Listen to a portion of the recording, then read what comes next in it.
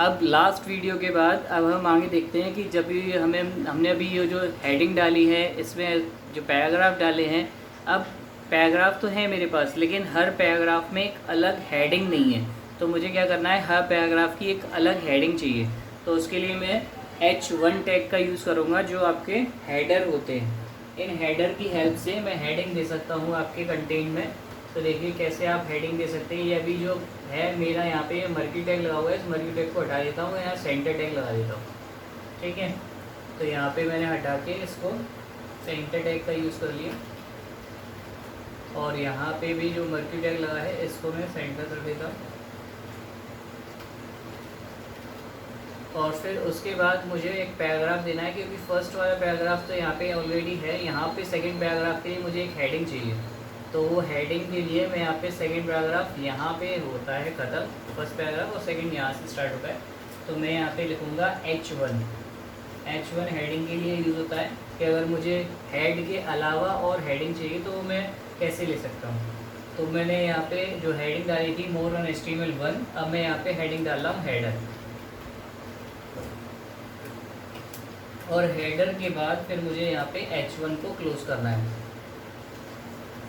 तो H1 close कर दिया, और आफ्टर दैट मैं इसको सेव करा रहा हूँ Ctrl+S, देन आपका विंडो टैब, और यहाँ से मैंने रिफ़्रेश कर दिया। तो ये आपका मोर ऑन HTML बीच में आ गया, और ये जो हेडर है ये भी आ गया। अगर आप चाहते हो हेडर जैसी हेडिंग यहाँ पे भी आए तो वो आप हेडिंग यहाँ पे भी लगा सकते हो। बस अभी ये दिक्कत ये है कि यहाँ पे हेडर जो है ये साइड में आ रहा है, इसको मुझे बीच में चाहिए। तो बीच में लाने के लिए मैं ये जो हेडर है इसमें यहाँ पे अलाइंज का यूज़ कर दूँगा। यहाँ पे भी मैं अलाइंज यूज़ कर सकता हूँ, लेफ़्ट राइट सेंटर और जस्टिफाई का वैसे यहाँ पे नहीं, क्योंकि हेडिंग है तो वो सेंटर होगा, वही जस्टिफाई होगा। तो मैं अलाइंज यूज़ करके बताता हूँ कैसे आप अलाइंज यूज़ करेंगे।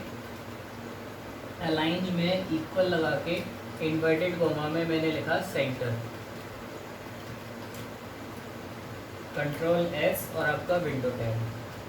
ये देखिए ये आपका अब ये सेंटर में आ गया मैटर। तो इस तरह से आप अपने मैटर को सेंटर में या लेफ़्ट में या राइट में जैसे भी आपको लिखना है वैसे आप लिख सकते हैं। अब आपको एक चीज़ और दिखाता हूँ कि यहाँ पे मेरे पास हेडिंग जो है एक ही टाइप से नहीं है। मेरे पास H1 से लेके H6 तक मेरे पास हेडिंग है। अब H1 से H6 तक हेडिंग का क्या मतलब है?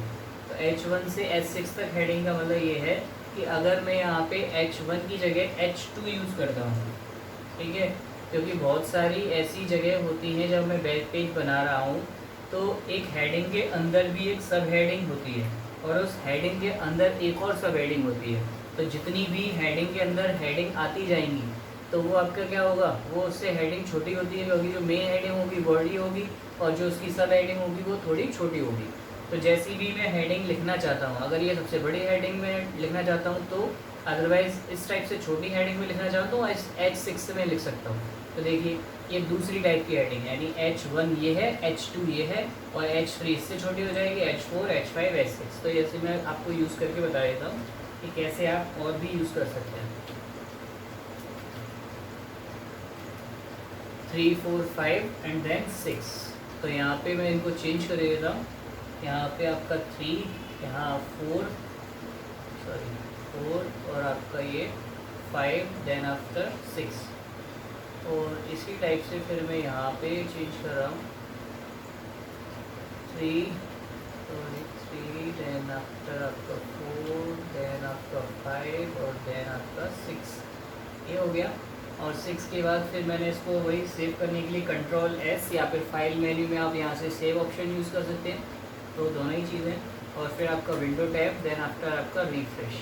तो देखिए ये आपका सबसे first H1, H2, H3, H4, H5, H6। तो अगर मैं चाहूँ तो मोर ऑन HTML जो हेडिंग लिखी है उस टाइप से H6 में भी हेडिंग दे सकता हूँ। तो ईजीली में सेम हो जाएगा और मुझे दिक्कत भी नहीं होगी। आराम से मैं हेडिंग के अंदर एक हेडिंग दे सकता हूँ, या जितनी भी हेडिंग है वो H6 तक, इससे ज़्यादा मे भी नहीं होनी चाहिए, क्योंकि एक हेडिंग के अंदर दूसरा हेडिंग होगा, दूसरे के अंदर एक और हेडिंग, सब हेडिंग, तो 3 या 4 हेडिंग तक भी हम मैनेज करते हैं। अब अगर 6 भी हैं तो वो 6 हेडिंग तक आपका यहाँ मैनेज करेगा, ठीक है। तो यहाँ आपने देखा कि H1 से लेके H6 तक आप हेडिंग यूज़ कर सकते हैं, और इन हेडिंग की यूज़ से आप अलग अलग कंटेंट को दिखा सकते हैं, यानी कि आपको जैसा बड़ा दिखाना है छोटा दिखाना है। अब थोड़ा सा यहाँ पे एक चीज़ और मुझे करनी है कि यहाँ पे कुछ वर्ड्स हैं जिनको मुझे थोड़ा सा हाईलाइटेड करना है। जैसे यहाँ पे दिस चैप्टर की जो बात हुई है, इसको मुझे थोड़ा सा बोल्ड करना है, अलग से दिखे दिस चैप्टर। तो उसके लिए मैं क्या करूँगा, उसके लिए मैं यहाँ पे मेरा यहाँ लिखा हुआ है दिस चैप्टर, टी अलाइनमेंट में दिस चैप्टर। तो यहाँ पे मैं गया और यहाँ पे मैंने इसको कर दिया बी टैग, मैंने इसको यहाँ पे यूज़ करके दिया। और दिस चैप्टर के बाद मैंने यहाँ पे इसको क्लोज़ कर दिया। जहाँ से जहाँ तक मुझे देना है वो मैं वहाँ तक उसको यूज़ करूँगा। और यहाँ पे सेव करने के बाद फिर वापस वही कंट्रोल एस से सेव कर दूँ या फिर फाइल में सेव, या आफ्टर रिफ़्रेश के लिए ये रिफ़्रेश हो गया। देखिए दिस चैप्टर आपका बोल्ड में आ गया। तो बी से क्या है, आप टेक्स्ट को अगर बोल्ड में लिखना चाहते हैं तो आप बोल्ड में लिखने के लिए इस टाइप से यूज़ करेंगे। अब बोल्ड के अलावा अगर आपको चाहिए कि मैं ये चाहता हूँ यहाँ पे जो अट्रैक्टिव लिखा हुआ है, लुकिंग अट्रैक्टिव, यहाँ पे अट्रैक्टिव जो लिखा हुआ है ये वाला वर्ड, इसको मैं इटैलिक चाहता हूँ थोड़ा सा, या अंडरलाइन में आ जाए। चलिए अंडरलाइन करेगा। तो ये है अट्रैक्टिव वर्ड और एक ये अट्रैक्टिव वर्ड, दोनों जगह लगा देता हूँ। तो यहाँ पे भी आपका अंडरलाइन के लिए यू लगाता हूँ और अट्रैक्टिव यहाँ पे आपका यू ख़त्म कर देता हूँ, यू लगाना है यू, ठीक। और फिर यहाँ पे एक अट्रैक्टिव लगा हुआ है, यहाँ पे भी लगा सकता हूँ। पहले ओपनिंग लगाना है तो यू, देन आपका अट्रैक्टिव यहाँ लगाना है, ठीक। फिर वापस फाइल मेन्यू में सेव ऑप्शन, देन आफ्टर आपका यहाँ पे रिफ्रेश। तो ये देखिए अट्रैक्टिव, देन अट्रैक्टिव, अट्रैक्टिव लिखा है, ऑल टेक्टिव जो भी है। तो ये आपका वर्ड जो है उसको अगर आपको क्या करना है, अंडरलाइन में दिखाना है तो आप उसको अंडरलाइन यू टैग के हेल्प से कर सकते हैं। अगर आपको डाकर दिखाना है तो आप बोल्ड टैग से यूज़ करेंगे। उसके अलावा एक और है, एक और में जैसे मुझे अब किस हेडिंग को देखूं, ये जो है यानी थोड़ा सा अच्छा चाहिए, पेज कंटेंट। पेज कंटेंट को मुझे क्या करना है, अब इटैलिक दिखाना है, थोड़ा सा तिरछा है पेज कंटेंट। यहाँ पे पेज कंटेंट है, यहाँ पे मुझे करना है आई टैग का यूज़ करूँगा और आई टैग यहाँ पे आपका क्लोजिंग करूँगा। आई टैग आपका यहाँ पे क्लोजिंग कर दिया, देन आफ्टर आपका फाइल में सेव, ठीक है। तो फिर मैंने यहाँ पे रिफ्रेश करा दिया, ये आ गया आपका पेज कंटेंट दिखा रहा है। थोड़ा सा इटैलिक हो गया तो पहले से, और अगर आपको डिफरेंस नहीं पता चल रहा तो यहाँ पे देखिए पेज कंटेंट नॉर्मल लिखा हुआ है, एक पेज कंटेंट इटैलिक में लिखा हुआ है। तो इस टाइप से भी आप कर सकते हैं। अब आप कहेंगे कि बोल्ड, इटैलिक और अंडरलाइन, क्या मैं ये तीनों चीज़ें एक साथ एक ही मैटर पर अप्लाई कर सकता हूँ? हाँ, कर सकता हूँ, ठीक है। वो भी मैं आपको करके दिखाता हूँ कि आप किस टाइप से एक ही में मैटर में आप ये चीज़ अप्लाई कर सकते हैं। तो यहाँ पे मैंने अट्रैक्टिव वाला जो वर्ड है सेकंड वाले में, इसी पे मैं इसको यूज़ करता हूँ, अट्रैक्टिव। सेकंड पैराग्राफ ये है आपका, ये रहा वर्ड। तो इस पर मैंने लिया पहले बी, फिर आपका यू और फिर आपका आई, ठीक है। और फिर आपका क्लोजिंग में सबसे पहले आपका आई, फिर आपका यू और फिर आपका बी, ठीक है। ये हाईलाइटेड नहीं हो रहा होगा, ठीक है, ये दिखा, ये आपका B U I U B और अट्रैक्टिव वर्ड में मैंने इसको लिया है। अब इसको मैं क्या कर रहा हूँ, फिर से फाइल मेन्यू में सेव ऑप्शन पे क्लिक कर रहा हूँ, देन आफ्टर आपका यहाँ पे रिफ्रेश कर रहा हूँ।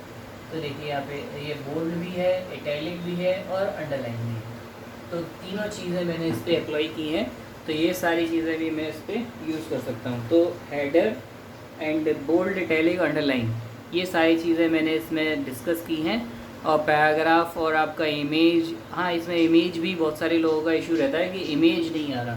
तो इमेज का ये इशू रहता है कि आपको जो बैकग्राउंड में इमेज लगा रहे हैं, तो बैकग्राउंड में इमेज आपके पेज में है, यानी आपके कंप्यूटर में है, आप डिस्प्ले नहीं करा सकते उस चीज़ को। अगर आप किसी और को प्रोग्राम सेंड करेंगे तो उसके पास वो इमेज नहीं है, तो वो आपकी बैकग्राउंड की इमेज नहीं देख पाएगा, आप ही देख सकते हैं। ठीक है। तो आप स्क्रीनशॉट लेके आउटपुट का दे सकते हैं, ऐसे नहीं दे सकते कि आपने कहा कि मतलब डायरेक्ट में भेज दूँ फाइल और वो अपने आप देख लेगा आउटपुट, नहीं ऐसे नहीं चलेगा। तो यहाँ पे मैंने क्या किया, टी के नाम से इस फाइल को बना दिया, t.jpg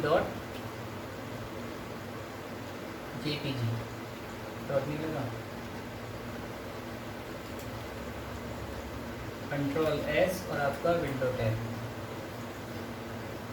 ये आ गया। ठीक है, तो ये आपका बैकग्राउंड में इमेज लगी। तो ये सारी चीज़ें आपको करके देखनी है, ठीक है। और यूज़ करके हर एक चीज़ का आपको स्क्रीनशॉट मुझे प्रॉपर भेजना है, ठीक है। बाय।